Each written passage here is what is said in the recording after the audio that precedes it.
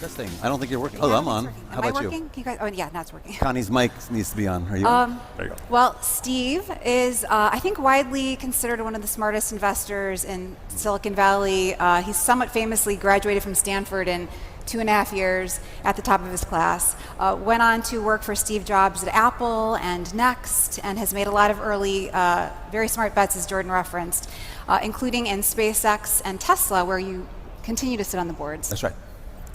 So since you are very good at looking around corners, seemingly, I wanted to talk to you just about what's happening right now and also what's coming.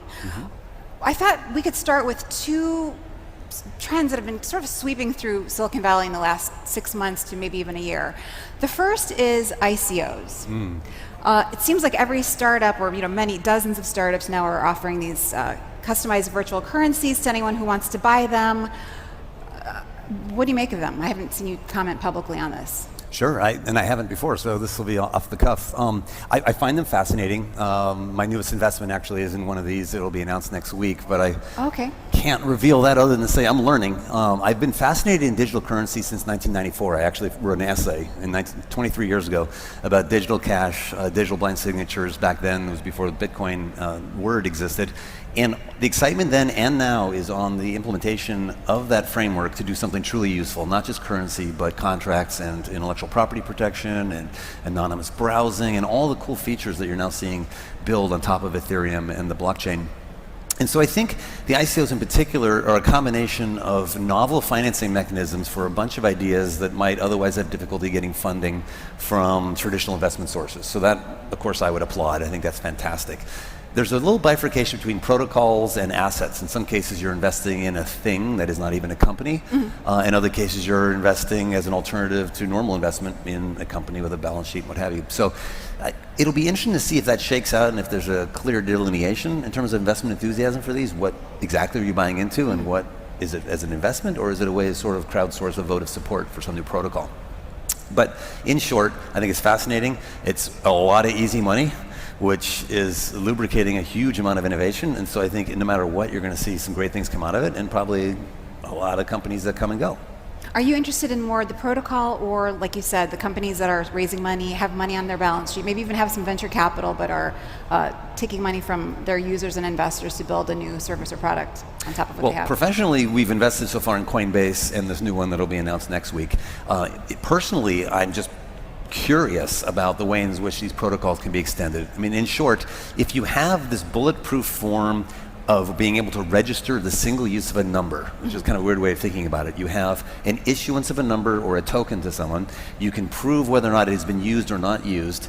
If that is, in a sense, bulletproof, because there's money to be had if you could hack it, once we take that as a given that that's bulletproof, and we trust the hash functions, we trust the algorithms underlining this, you could build an entire economy on top of it for remittances, like you heard earlier today at the conference, for doing transactions of all kinds, for intellectual property protection. You could restructure much of the communications that occur within businesses and between individuals, and add a layer of automation and a layer of validation and attribution like you've never had before.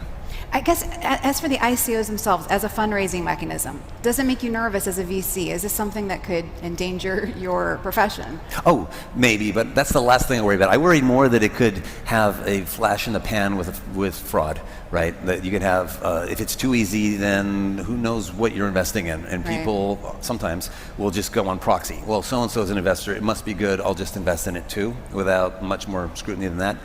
I don't think anyone in the room would do that, but to the extent that happens, it's just it's a foundation for fraud. Right. Yeah, it'll be interesting to see what regulators do. So the other big trend, I guess I could call it a trend, sweeping through Silicon Valley is SoftBank, which has this $100 billion vision fund. It's the biggest tech fund that's ever been raised. It's still in process. I think they've got like 93 million in capital commitments. This seems to be good news and bad news for VCs. On the one hand, they're coming in and marking up deals. They just made this $250 million investment, or led it, in Slack. At the same time, there's widespread concern that they're going to be driving up valuations to sort of unsustainable levels. What are you seeing?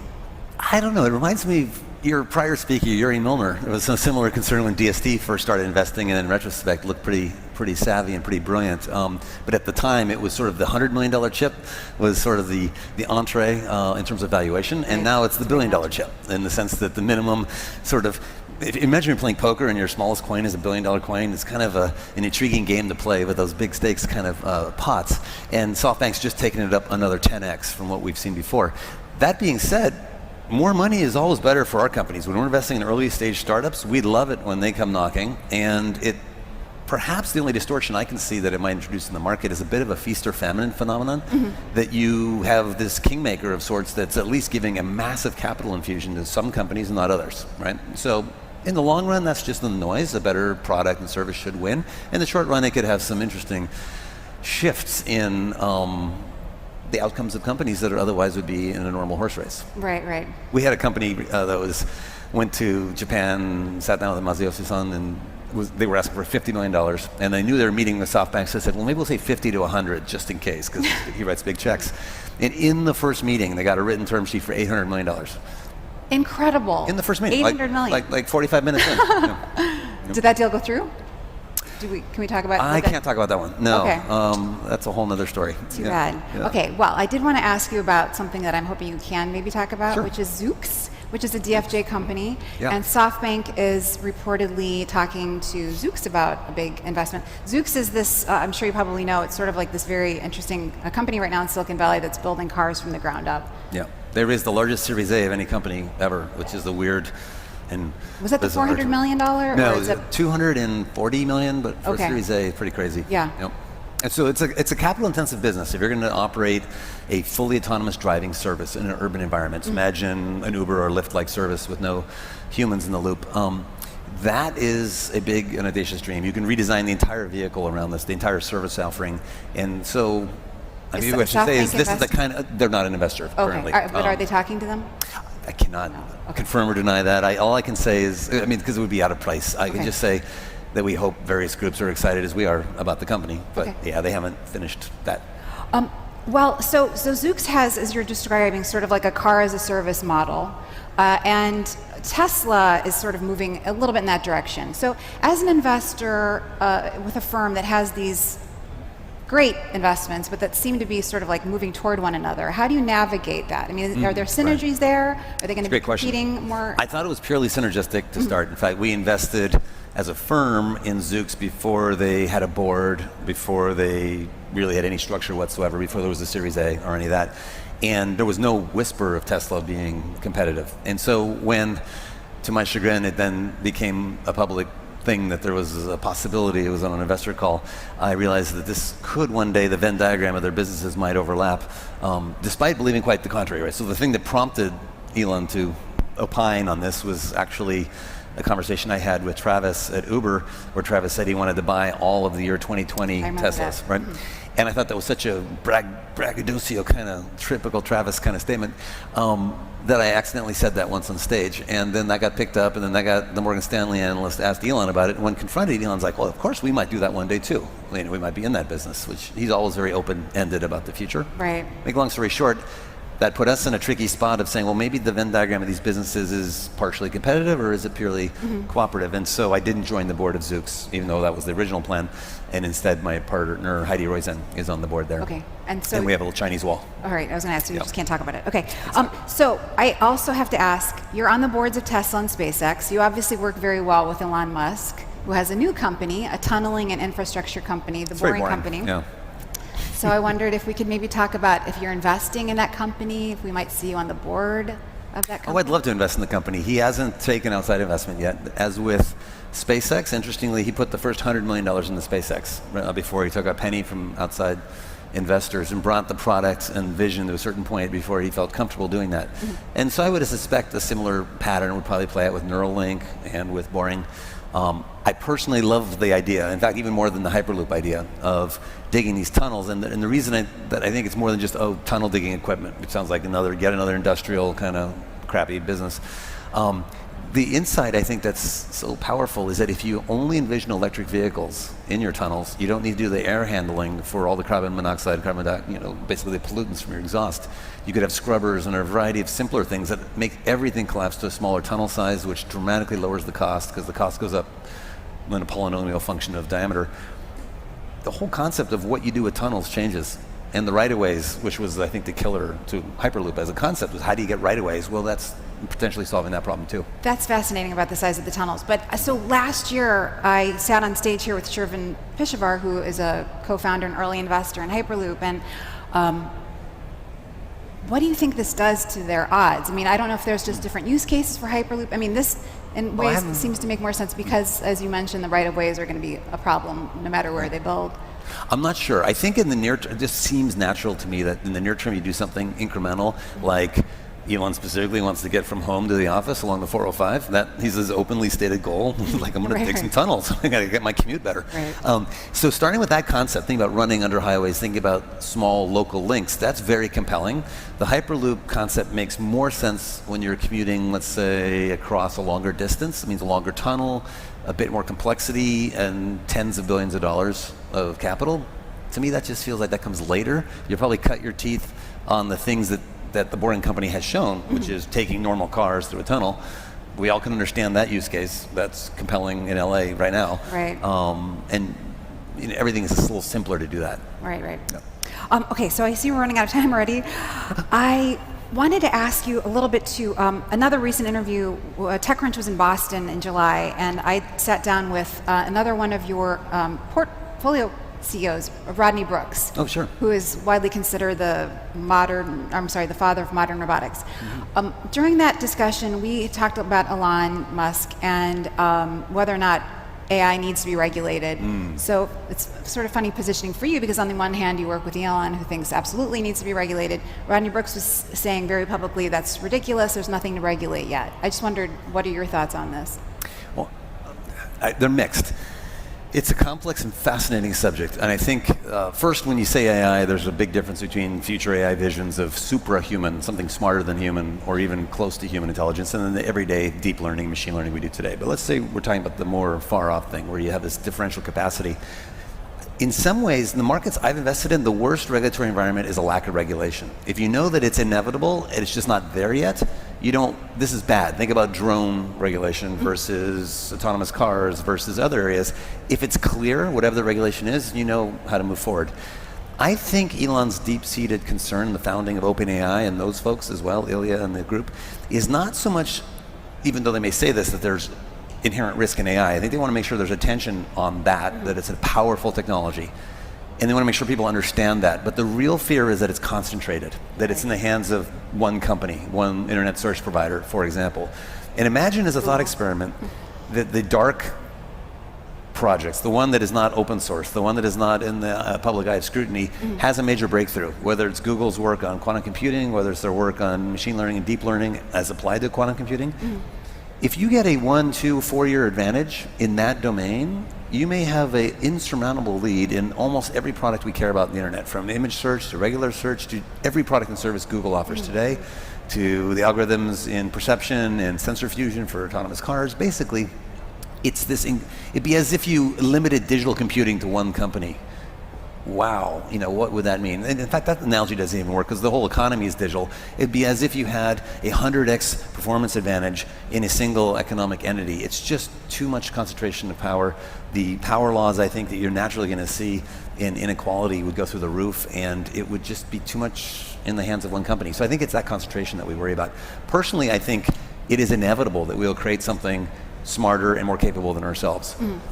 If you give it enough time. To argue against that would be to argue against evolution, biologically, just wait 1 million years, or artificially, that these metaphors don't carry over to a different substrate. I think it's a harder argument to make that we won't eventually get there. Might as well put some foresight into it and think, well, should AIs have voting rights? Should we have a framework to adopt their eventual arrival in a way that won't be so unusual? And I think to just go whole hog without any thought about what that future looks like, where we're no longer at the top of the evolutionary chain, is a bit unusual. Well, I've seen Sam Altman, who we're talking with tomorrow, compare it to climate change and how it would be much better to get ahead of it instead of be sort of trying to make up for it afterward.